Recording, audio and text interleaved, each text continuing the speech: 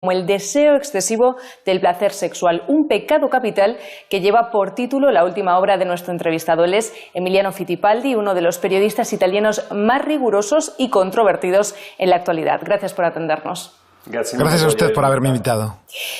El subtítulo es el siguiente, es muy evocador, es Pecados, escándalos y traiciones de una iglesia hecha por hombres. Vamos a comentarlo ampliamente, todo este subtítulo que es bastante evocador, pero yo quería ir a los datos porque sobre todo tu libro lo que tiene son datos, o sea, pone sobre la mesa datos sobre lo que está sucediendo. Uno de ellos es, por ejemplo, que los 3 primeros años de pontificado del Papa Francisco han sido presentadas ante la Congregación para la Doctrina de la Fe 1.200 denuncias de abusos de niños y niñas. ¿Esto es así? Estamos hablando de un fenómeno de grandes dimensiones y del que no se habla, ¿no? Sí, se trata de un fenómeno de enormes dimensiones del que nadie habla, porque parecía que después de la película Spotlight, en primera plana, de la investigación del Boston Globe entre el 2003 y el 2004 y después de la guerra de Benedicto XVI, el problema se había resuelto. Pero no es así. No es así. Los datos secretos revelados por la Congregación para la Doctrina de la Fe demuestran que el fenómeno se ha duplicado en los últimos años con respecto al periodo que va desde el 2005 al 2010. En los 3 primeros años del pontificado de Francisco, Roma ha recibido casi 400 denuncias procedentes de iglesias de todo el mundo. 400 denuncias similares entre sí, que después los obispos estudiaron y de las que dijeron, es verdad, probablemente estos actos de pedofilia sean ciertos, y mandaron el proceso a Roma. Esto podría ser una cosa positiva, porque podría ser que las palabras del Papa Francisco demuestren que la Iglesia realmente quiere hacer algo, y por eso la gente no tiene miedo de luchar. Esto es importante decirlo. A pesar de ello, el fenómeno, como usted decía, es muy actual y más que nada en los países más católicos, como España, Italia o los países sudamericanos. Es un fenómeno sobre el cual nadie quiere hablar de forma oficial, ni la Iglesia, ni los periodistas, ni la sociedad civil. Monseñor Scicluna, un obispo muy importante en Roma, que ha sido magistrado en la Congregación para la Doctrina de la Fe, ha dicho que en países como España, en países como Italia, no suceden grandes escándalos. No porque los sacerdotes sean mejores que en Estados Unidos o en Holanda, Reino Unido o Australia, donde se han dado los escándalos más importantes, sino porque existe la cultura del silencio, una cultura del silencio que en España o en Italia no permite que salgan a la luz escándalos tan graves. ¿Por qué crees que se da esto, de que en los países anglosajones sí que ha salido más a la luz, pero en Italia, España, en Latinoamérica existe esa cultura del silencio mafiosa que has llegado tú a hablar? ¿Por qué sucede y qué se puede hacer para combatirla? Porque pienso que en países más católicos la autoridad moral de la Iglesia es todavía muy fuerte. Las víctimas sienten una gran vergüenza a la hora de enfrentarse a los sacerdotes y contar sus abusos sexuales. El concepto de pecado está todavía muy desarrollado. Yo he hablado con las víctimas y me contaban que cuando un sacerdote había violado a un niño, le decía, "Shh, no digas que he pecado, porque tú también has pecado".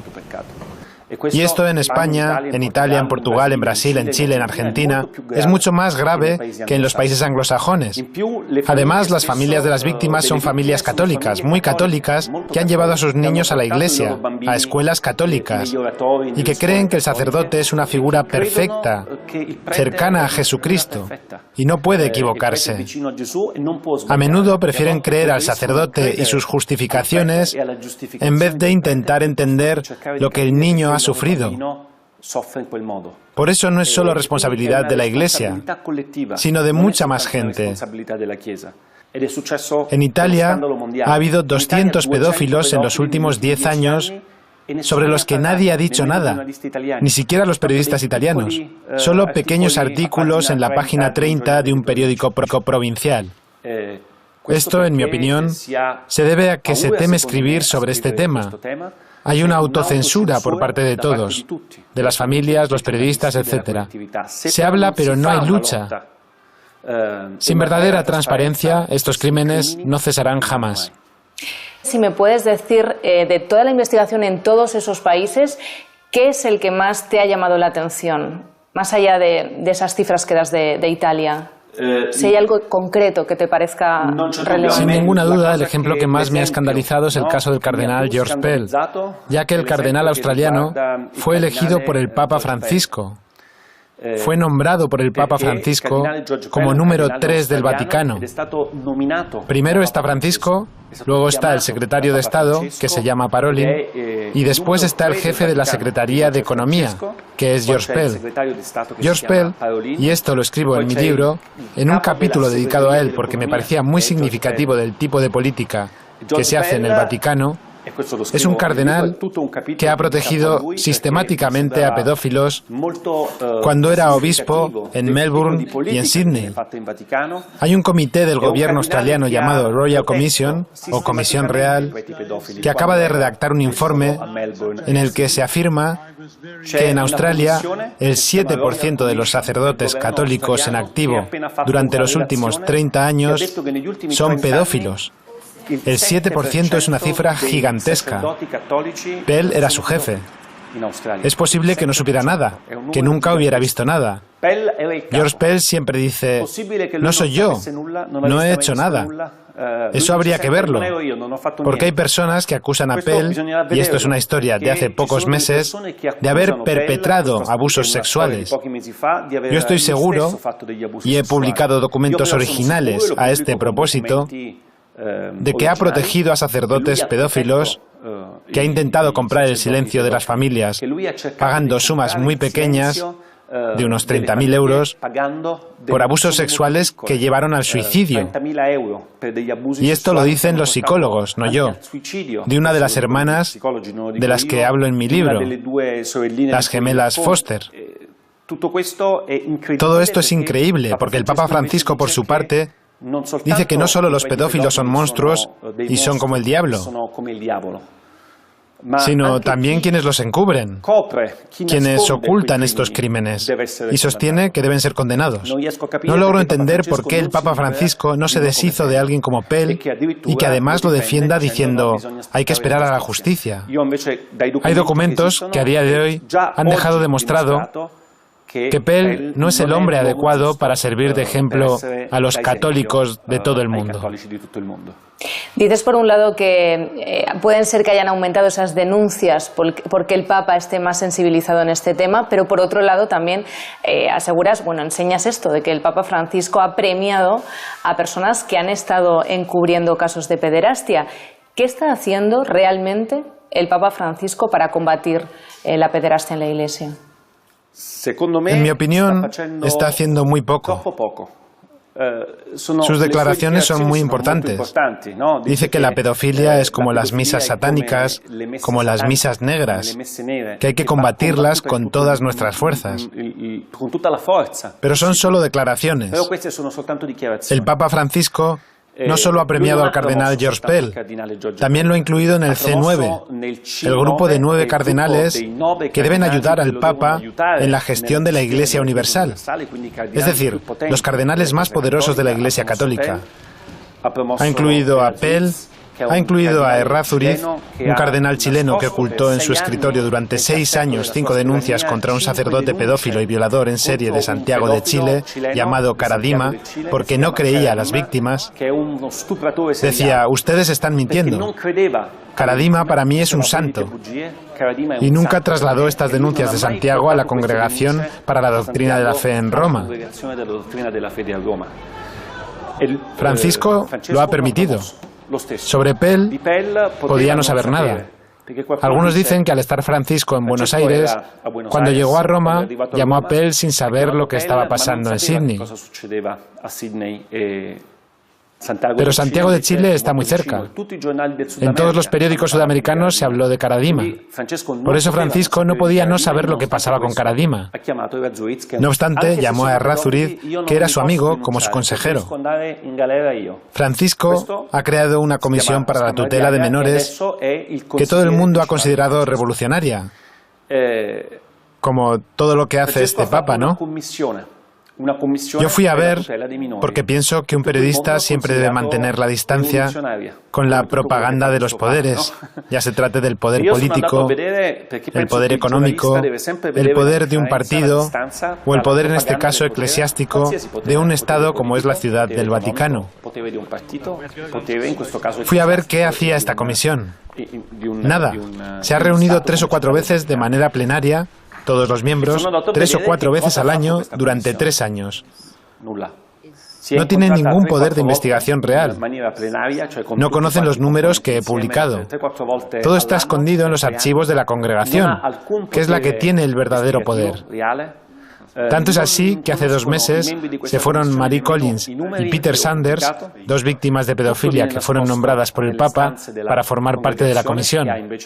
Estas 2 personas, Sanders y Collins, dijeron: nos vamos porque esta comisión no sirve para nada. No sirve de nada porque no tenemos poder, porque la curia romana se opone a lo que nosotros cambiamos. Nos vamos porque esta comisión es una gran operación publicitaria de Francisco y yo no quiero formar parte de ella. Probablemente esto sea demasiado severo, pero hasta ahora esta comisión no ha hecho prácticamente nada. En esta lucha estamos hablando de declaraciones, de comités que finalmente no hacen nada, de todo esto que nos has ido desgranando, pero más concretamente, judicialmente, a nivel judicial, a nivel de tribunales, ¿ha habido algún condenado por todos estos delitos que tú has ido recogiendo? No lo sabemos. Lo que quiero decir es que cuando Francisco fue elegido porque Benedicto XVI dimitió. Benedicto XVI dimitió para mí y para los que conocen un poco el Vaticano por 2 motivos fundamentales. Uno de ellos lo explico en Avaricia, el libro que escribí primero, los escándalos financieros y las guerras internas de poder del Vaticano por el patrimonio, la riqueza de la Iglesia Católica, que es enorme. El segundo motivo fueron los escándalos de abusos sexuales. Y todos pidieron, incluso los fieles, cuando se eligió al Papa Francisco, que hubiera una mayor transparencia, transformar la Iglesia en una casa de cristal en lo que atañe a las cuestiones financieras y el asunto de los abusos sexuales. Por ahora no hay mucha transparencia ni en lo uno ni en lo otro. Nosotros no sabemos nada de las denuncias que llegan.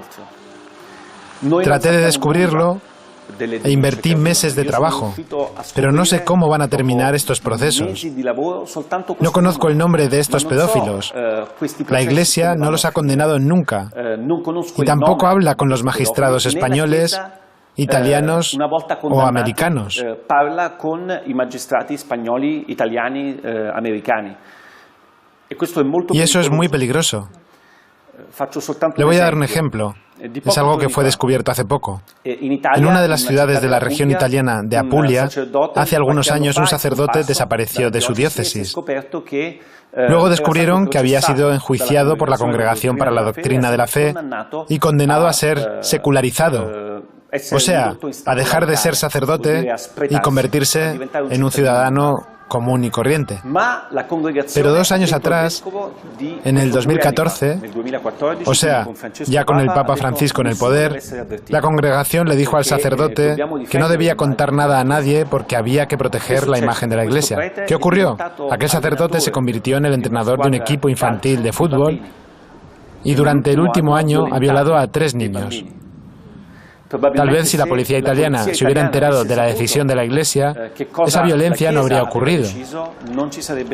Tales cosas pasan en todas partes, en España, en Italia, pero hasta hoy es casi obligatorio que la Iglesia se quede callada, porque los sacerdotes, si alguien me cuenta algo a mí, que soy periodista, y si la Iglesia descubre que alguien ha hablado con un periodista sobre esos procesos, mi fuente de información se arriesga a ser despedida del Vaticano o incluso a ser excomulgada. Estas reglas están en vigor hasta hoy. No las han cambiado. Mientras no se cambien estas reglas, Tengo pocas esperanzas de que ese sistema de defensa de pedófilos llegue a destruirse.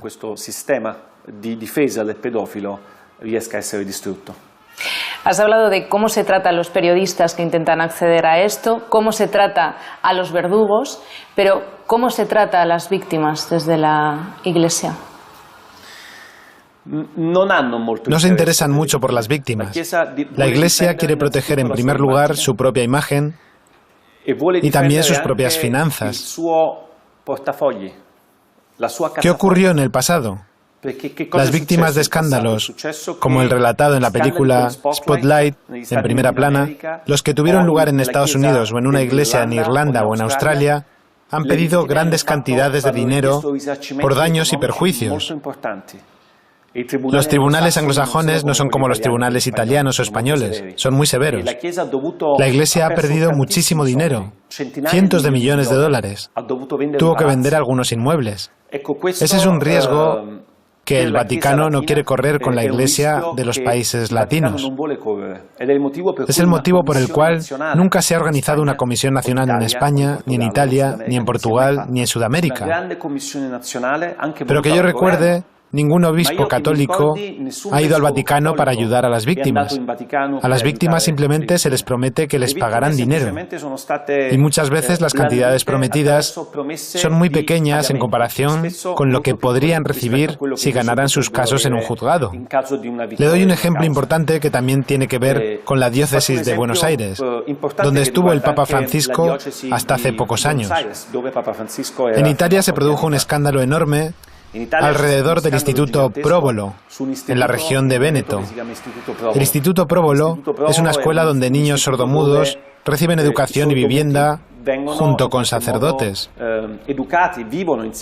En el 2010, mi revista, L'Espresso, publicó la denuncia de 67 jóvenes que habían sufrido violencia sexual de todo tipo por parte de 21 personas. Pero nadie ha hecho nada. El Vaticano no se creyó esta historia. No hubo ninguna indemnización hasta hace pocos meses. La pasada Navidad, dos de los sacerdotes que trabajaban en el Instituto Próbolo en Argentina, a pocos kilómetros de la catedral principal de Buenos Aires, fueron arrestados por la policía argentina porque después de haber violado a niños italianos, violaron a niños argentinos. Todo esto es inaceptable y también es inaceptable que la jerarquía católica los siga defendiendo en vez de ofrecer verdadera transparencia y una política de tolerancia cero que sean no solo palabras, sino hechos concretos. Pero hoy en día, y me da pena decirlo, no hay hechos concretos. La política del Vaticano y de las iglesias del mundo en realidad no ha cambiado. Has introducido el tema económico, has introducido también el tema de los tribunales. Si te parece, vamos a cambiar a la otra obra. Tú te estrenaste con Avaricia. Fuiste uno de los que destapó el llamado Batilix 2. En esa obra, por esa publicación, tu compañero y tú tuvisteis que enfrentaros a los tribunales vaticanos. Vamos a hablar de lo que decíais en ese libro, pero lo primero de todo, ¿cómo se siente uno cuando le imputan a 8 años de cárcel te podías enfrentar por destapar verdades? Me sentí como el protagonista de una película de terror. No me podía creer que el Vaticano, y sobre todo el Vaticano del Papa Francisco, fuera capaz de llevar ante los tribunales a 2 periodistas solo por haber escrito 2 libros. Hablo de mí y de Nuzzi, Gianluigi Nuzzi. Ni una sola línea de mi libro Avaricia, ni del libro de Nuzzi, fue desmentida. Nadie ha dicho, Fittipaldi está mintiendo. No es verdad. Nadie lo ha dicho. Pero había decidido defenderme, porque existía la posibilidad de que no fuera a la cárcel, ya que el Vaticano es otro Estado.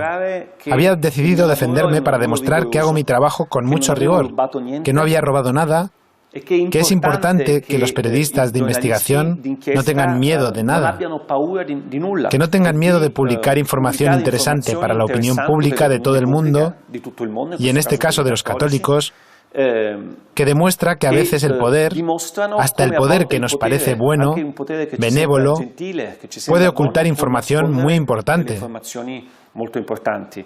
Afortunadamente, he sido absuelto.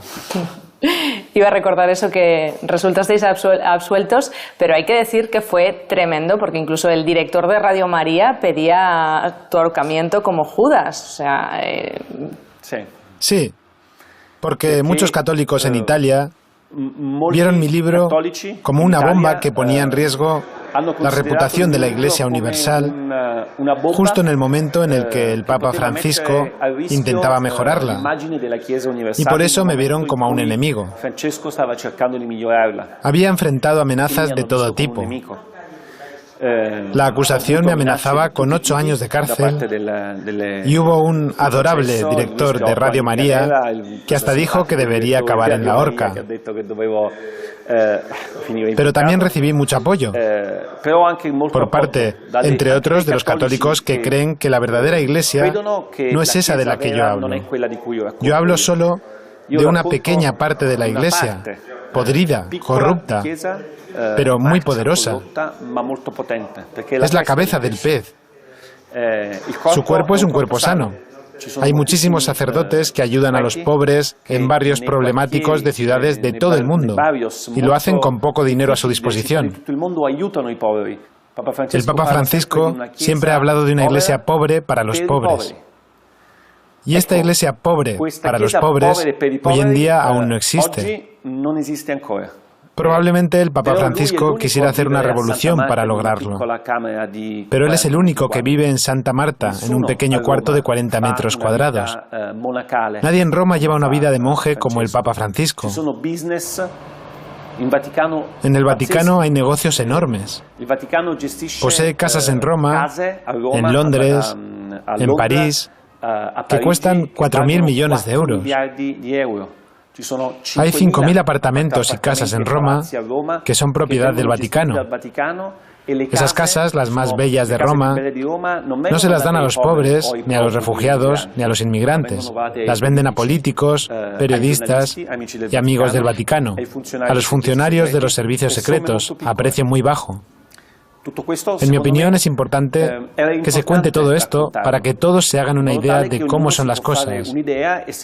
Si el Papa Francisco realmente quiere una revolución, creo que podría hacer un mapa para intentar entender a qué lugares hay que ir para cambiar las cosas.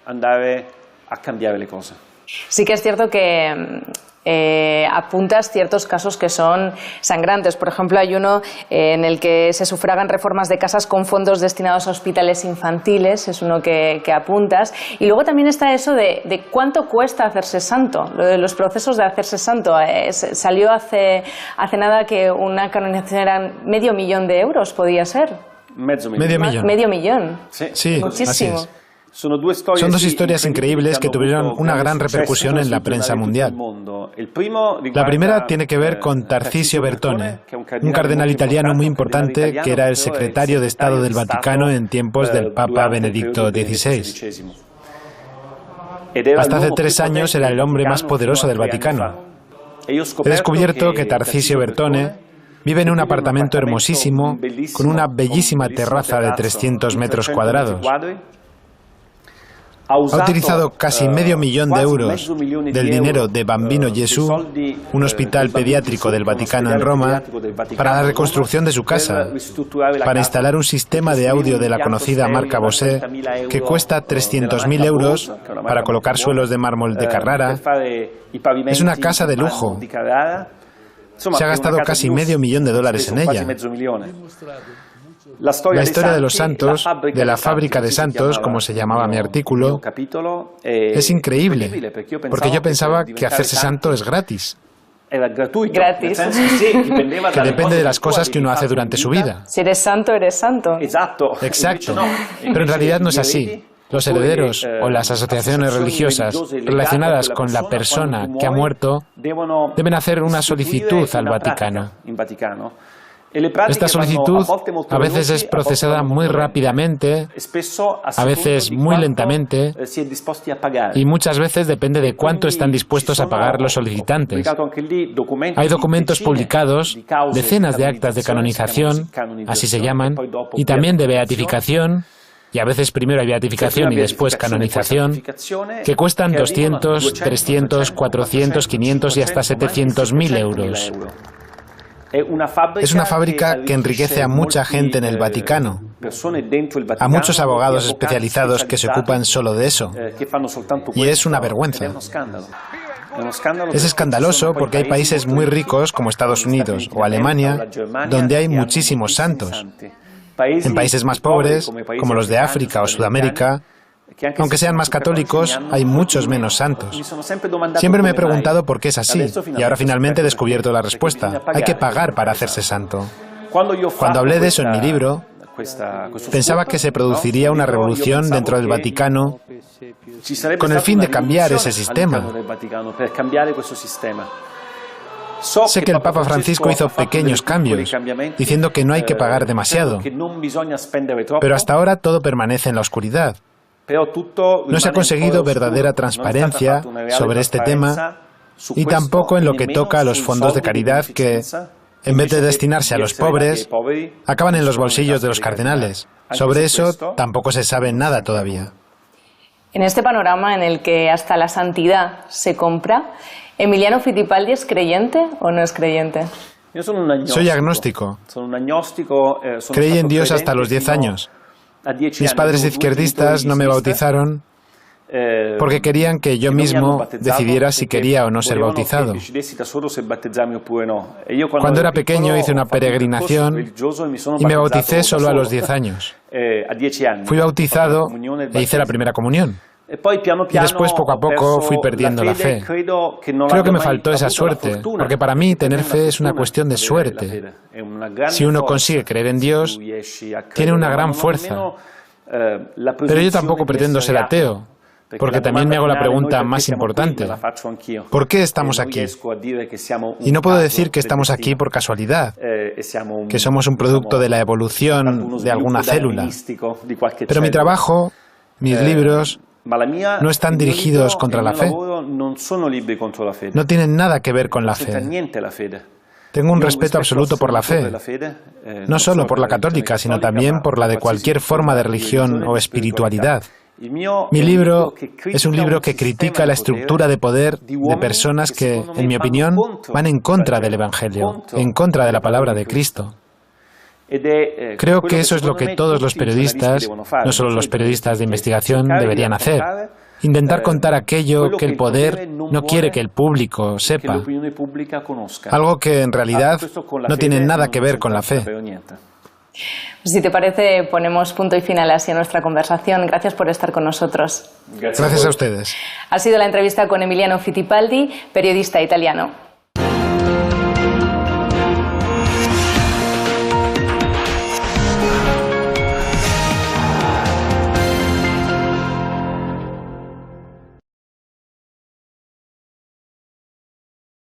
Los madrileños